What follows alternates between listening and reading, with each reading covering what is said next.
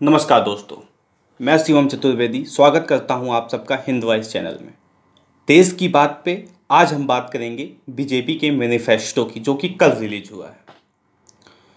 इसको हमने दो पार्ट में डिवाइड किया है। पहले पार्ट में हम बीजेपी के मैनिफेस्टो का एनालिसिस करेंगे और दूसरे पार्ट में बीजेपी के मैनिफेस्टो और कांग्रेस के मैनिफेस्टो दोनों को कंपेयर करेंगे। तो पहला पार्ट हम शुरू करते हैं।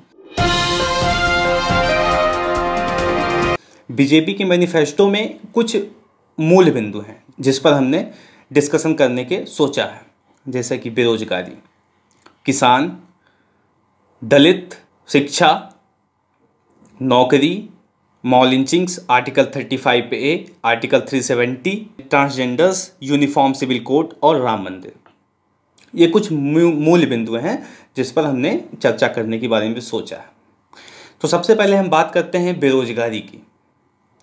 जी, यह वह दौर है जिसमें बेरोजगारी अपने चरम पर है।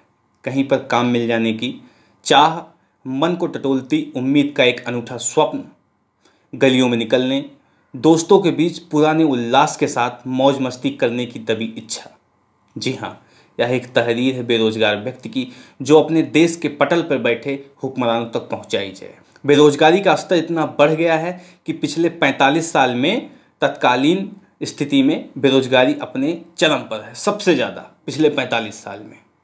ऐसे में एक नया वादा आ गया है, नया वादा कि युवाओं को प्रोत्साहित किया जाएगा, उनको स्टार्टअप्स के मौके दिए जाएंगे। 20,000 करोड़ रुपए के फंड की भी घोषणा की गई है कि युवाओं के स्टार्टअप्स के लिए 20,000 करोड़ रुपए का फंड दिया जाएगा।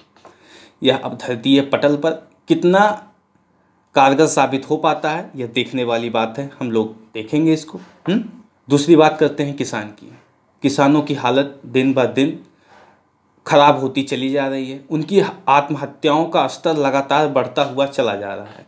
सड़कों पर, शहरों में, कहीं भी आप निकलिए, न्यूज़पेपर खोलिए, न्यूज़ देखिए, आपको उनके आंदोलन की खबरें आप तक पहुंच जाएंगी। ऐसे में किसानों के लिए केवल यह कहना कि 2 हेक्टेयर से कम वाले किसानों को 6,000 रुपये सालाना दिया जाएगा और यह बढ़ाकर सभी किसानों के लिए कर दिया जाएगा, केवल इतना मात्र वादा क्या किसानों के लिए पूर्ण है?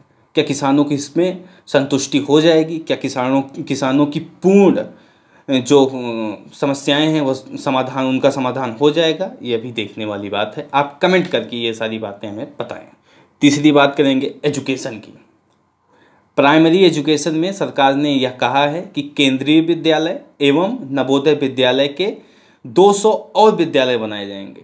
दोनों को मिलाकर 200 और नए विद्यालय बनाए जाएंगे। सेकेंडरी एजुकेशन में कहा गया है कि IIMs और IITs की सीटें बढ़ा के 50% और बढ़ा दी जाएंगी।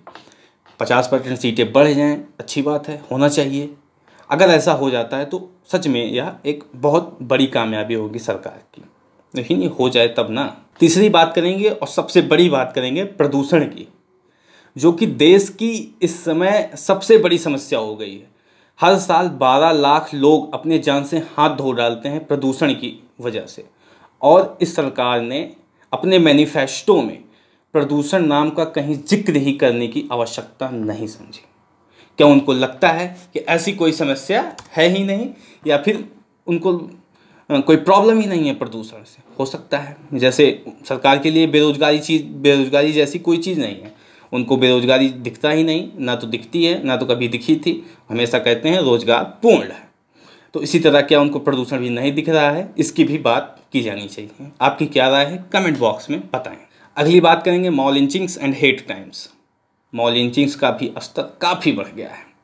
सड़कों पे किसी को भी पीट पीट के मार दिया जाता है, बोलने वाला कोई नहीं होता। लव जिहाद के नाम पे, गौहत्या के नाम पर किसी को भी पीट पीट मार दिया जाता है, कोई नहीं बोलता। और जो हत्यारे होते हैं, जब वो जेल से छूट कर आते हैं तो सरकार के केंद्र मंत्रालय के मंत्री जाके उन्हें फूल माला से स्वागत करते हैं। तो इससे आप सरकार की नीति और नीयत समझ सकते हैं, और मैनिफेस्टो में साफ साफ वो समझ में आ रहा है कि सरकार ने मॉब लिंचिंग्स और हेट क्राइम जैसे संगीन अपराधों पर बात करना जरूरी नहीं समझा। हेट क्राइम्स मतलब पत्रकारों को मारा जा रहा है, जो सच कहने वाले हैं उनकी हत्याएं की जा रही है।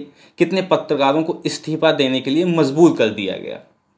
ये चीज़ें हेट क्राइम्स में आती हैं। छठे नंबर पर बात करेंगे हम आर्टिकल 35A एंड 370 आर्टिकल की।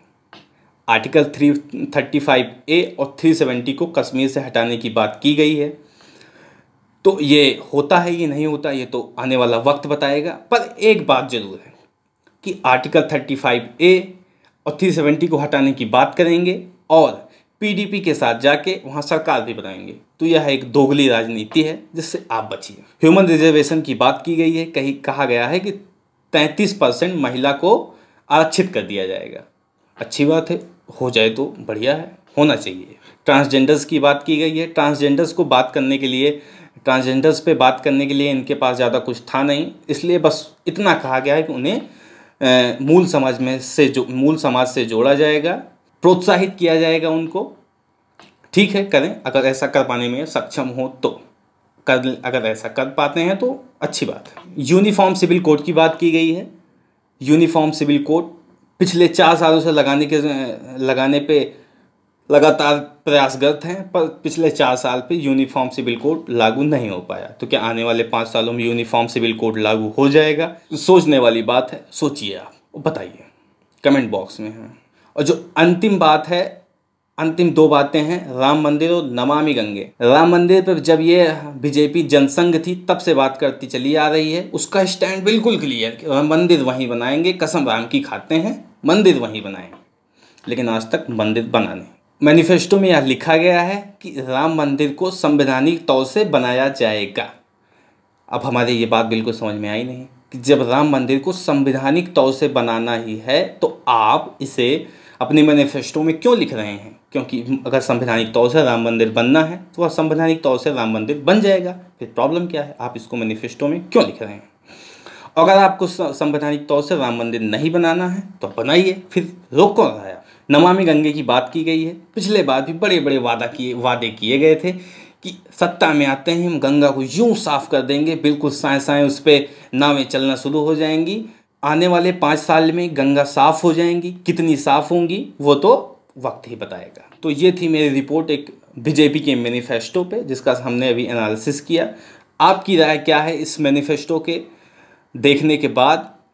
आप इसको हमें कमेंट बॉक्स में बताएं।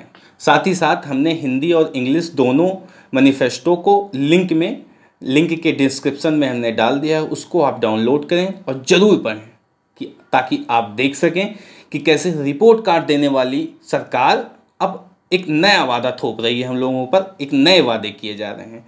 रिपोर्ट कार्ड अभी तक आया नहीं है और एक नए वादे आ गए। आपके क्या विचार हैं इस पर? आप हमें कमेंट बॉक्स में जरूर बताएं। धन्यवाद। जय हिंद, जय भारत, देश हित सर्वोपरि।